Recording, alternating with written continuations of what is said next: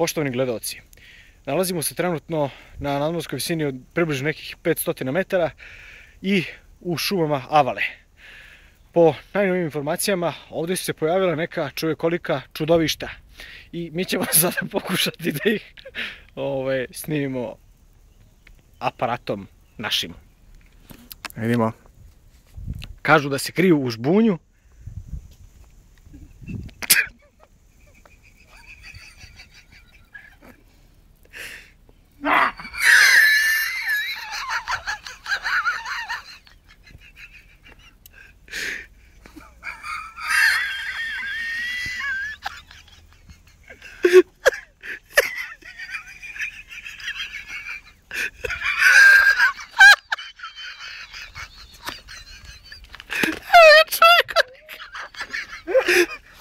Ovo je čuvar koji je srao u stvari.